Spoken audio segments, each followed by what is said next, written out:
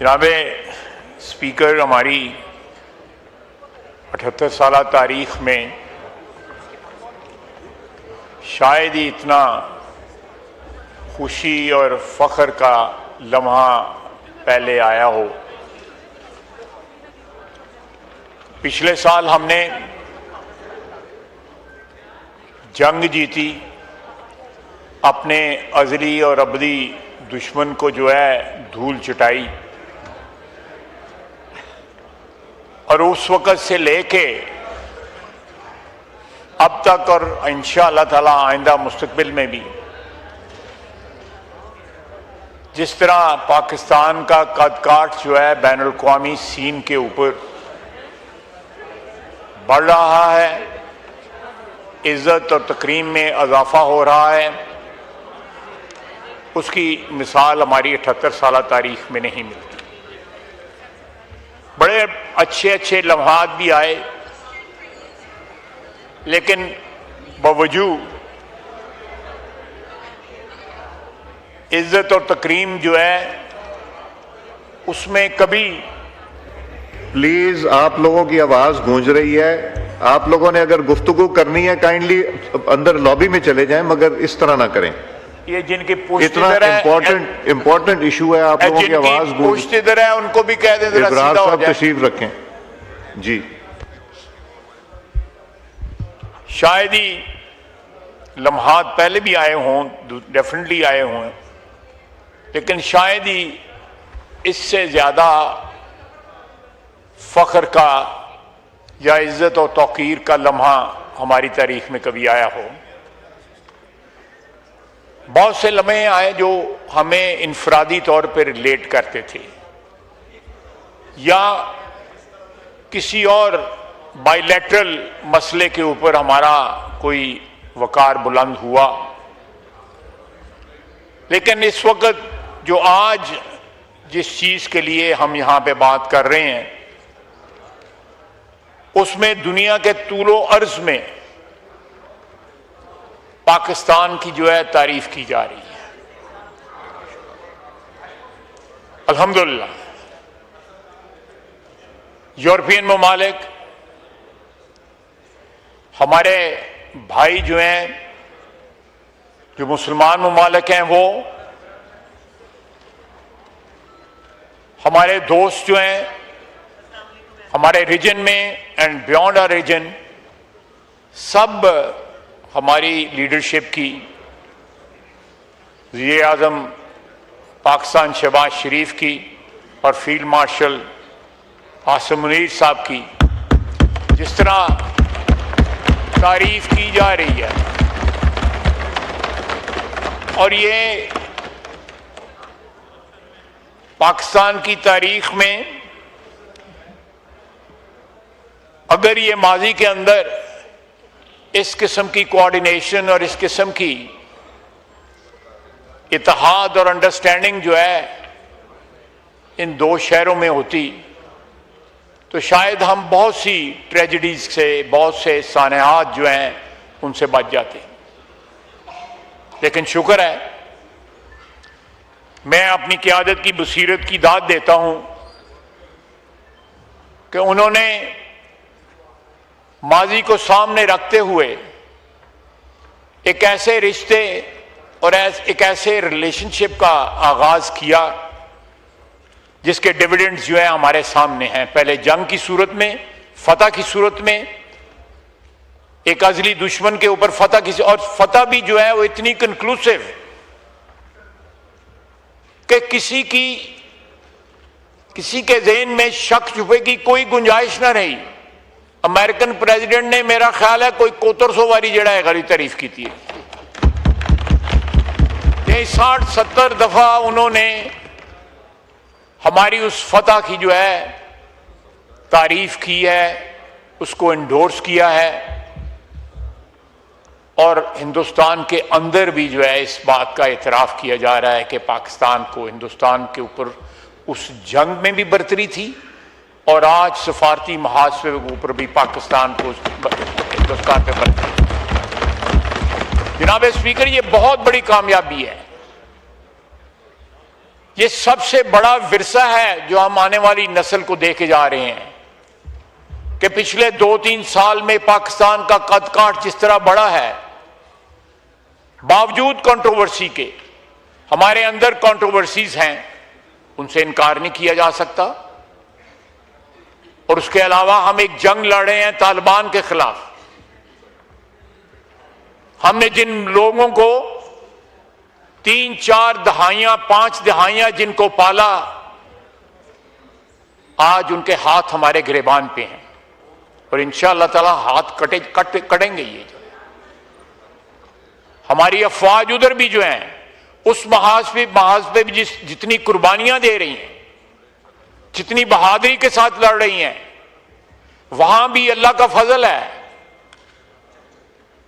कि वो जारहियत का, बिलिजरेंस का जो मूड था उसमें कदरे कमी आई है फ्रॉम अक्रॉस द बॉर्डर।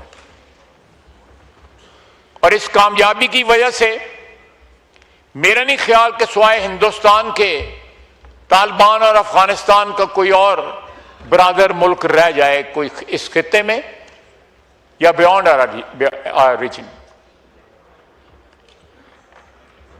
जनाब स्पीकर,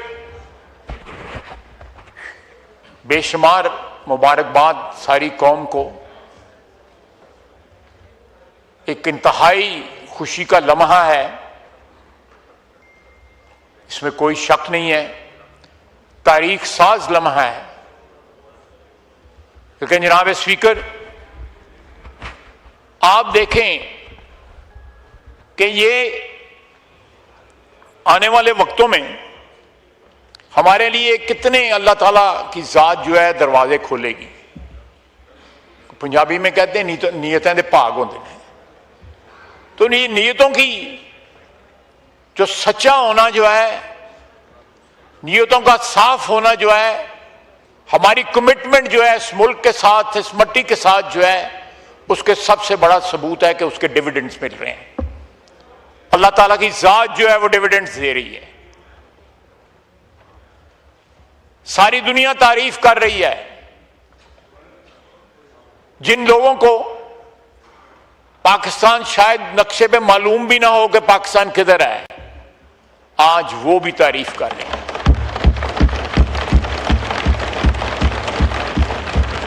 हमारी ये कामयाबियां जो हैं हमारी शिनाख्त बन गई हैं और ये कामयाबियां जो हैं डिविडेंड हैं हमारे इत्तेहाद का, एक कोहिजन का, एक सिंक्रोनाइजेशन का, जो माजी में मफकूद रहा या थोड़ी देर के लिए रहा, उसके बाद वो फिजल आउट कर गया। ये बसीरत है हमारी क़ियादत की। अल्लाह ताला इस इत्तेहाद को, इन पॉलिसीज को, इस सिंक्रोनाइजेशन को जारी और सारी रखे, क्योंकि इसमें मुल्क की बका है, इसमें मुल्क की जो है जिंदगी है। हमारी आने वाली नस्लों के लिए हम एक विरसा तैयार कर रहे हैं। शायद हमारे पास 75-76 साल में बहुत सी गलतियां, खुताइयां, ठोकरें जो हैं, हमारी तारीख जो है उससे भरपूर है।